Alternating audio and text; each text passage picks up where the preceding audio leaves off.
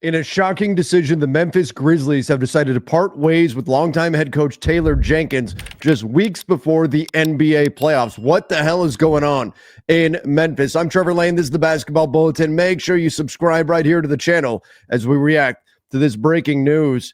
Here it is. Grizzlies PR announced this today that the Grizzlies have parted ways with head coach Taylor Jenkins. Grizzlies president and GM of basketball operations Zach Kleiman said, "I'm genuinely appreciative of Taylor's contributions to this team and this city over the past 6 seasons. This was a difficult decision given the consistent and tangible development of our players and overall success under Taylor's leadership. I wish Taylor the very best going forward." Consistent development, overall success. Isn't that what you want from a coach? And yet the Grizzlies are moving on from Taylor Jenkins. And it's not so much that they're deciding to change their coach. It's the time of the year. There's 9 games left in the Grizzlies season. But apparently last night's loss to the Thunder was in some way, unless there is something we don't know about here, the straw that broke the camel's back. You see what happened last night against OKC. It was a close game until it wasn't. The Grizz lost the fourth quarter 34-15. At one point, this game was very close, and it looked like the Grizz may even get a win over OKC. And then in the fourth quarter, OKC just stepped down on the gas pedal and completely eviscerated the Memphis Grizzlies, and perhaps that was enough for the Grizz. They shot 42% from the field. That's not great. 18 turnovers, also problematic. Scottie Pippen Jr. had 7 last night. And you look at the standings and what this means for Memphis. Right now, they're sitting in the 5 seed in the Western Conference. They're 5-5 in their last 10. Now, we know that Memphis officials have been unhappy with the Grizz and the way they've played of late. And to me, unless something happened behind the scenes that as of this point, we simply don't know about, this seems like a very desperate move heading into the playoffs. It seems like an admission that the Grizz simply were not good enough as is, and they had to try something desperate to catch up here. So that seems to be the case. You take a look at what the Grizzlies have done recently, and yeah, it's not pretty. I mean, they lost to OKC, but that's OKC. They're the best team in the Western Conference for a reason.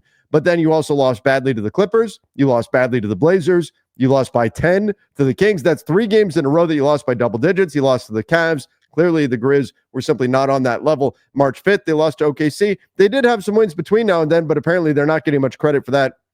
Dallas, New Orleans, Phoenix, Utah.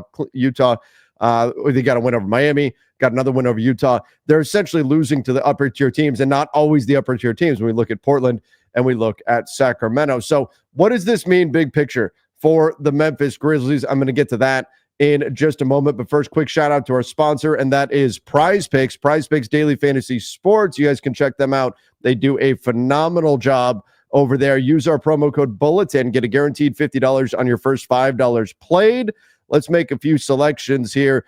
I expect, by the way, I wish tomorrow's games were on here because typically what happens when a team changes coaches, they play lights out the next game, 2 games. There is a short-term boost that you see after a team changes coaches, which is probably not good news for my Lakers who play the Grizzlies tomorrow, but that's typically what you see. But let's take a look at this here. So we've got Anthony Edwards, Kevin Durant, 2.5 threes against Minnesota. The Suns are playing with their backs against the wall right now. I think Kevin Durant is going to get that done. He'll be lighting it up from deep. Also take a look here.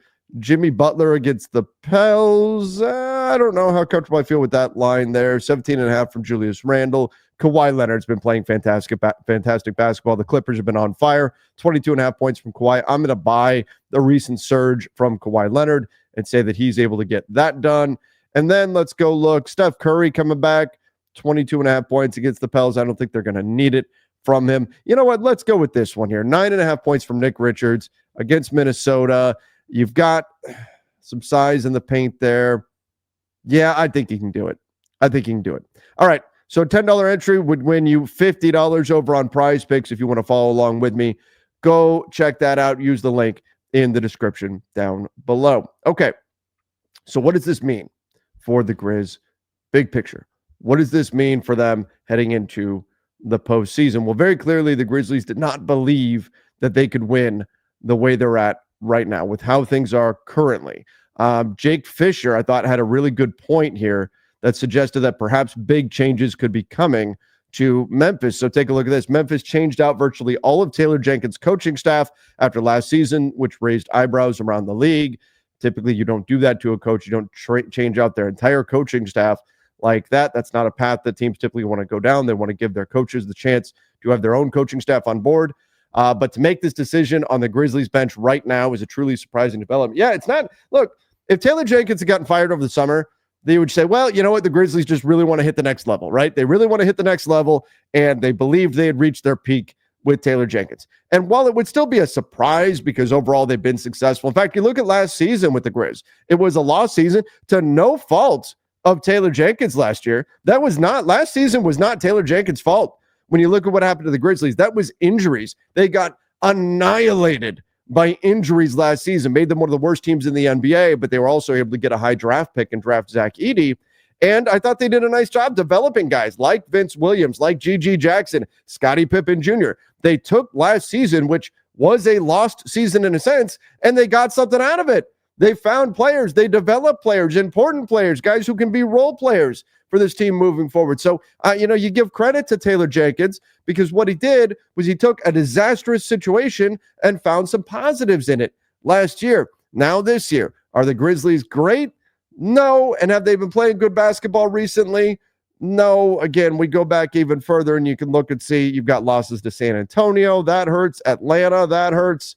But again, you lost to Cleveland. Indiana, you lost by a significant amount. You lost by 14 to the Clippers. Like, they've dropped some games recently, round and since the All-Star. But you can see they're playing pretty good basketball before that. They were on the rise, but things have definitely slipped. So to me, again, this goes back to when you look at what Taylor Jenkins did last year, you look at what's happened this year, and the slide right around the All-Star break till now, it tells me one of two things.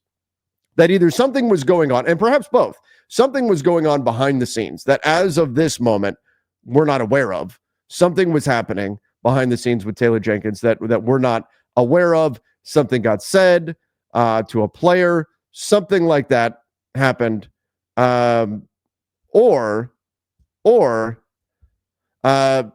Grizzlies just really felt like they are desperate to do something to change things up for the playoffs.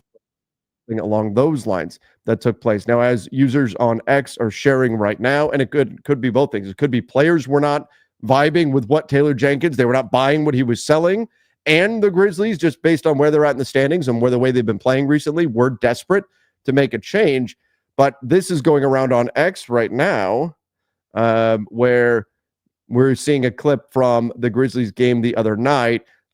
This was in a huddle here. So you can see Grizzlies players pushing Des Bane, pushing Santi Aldama. Not a great sign for the chemistry, the cohesiveness of the club, obviously. They're yelling at each other, going back and forth. Not great. Not a great look. Not a great look, certainly. And now, suddenly, Taylor Jenkins is gone.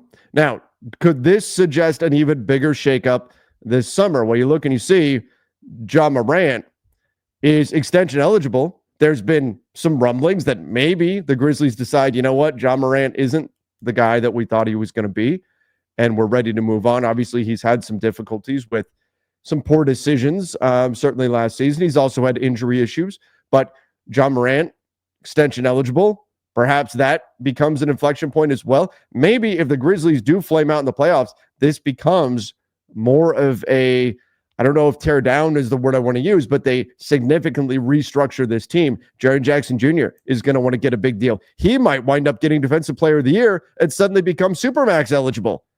Might that be a tricky spot for the Grizzlies to navigate for Jaren Jackson Jr., who frankly has been their best player this season? Brandon Clark is going to be out for the year right now. Unfortunately, a guy who battled back from an Achilles tear. He's out for the year already, but they may have some decisions to make this summer. And if this is an indication of the Grizzlies feeling like we just don't have the group that can win right now, then Taylor Jenkins, this might just be the beginning of a restructuring for Memphis that could involve some of these players, maybe as high profile of a name as Ja Morant being on the move. Again, I'm speculating, but a move like this a couple of weeks before the playoff starts, again, tells us two things.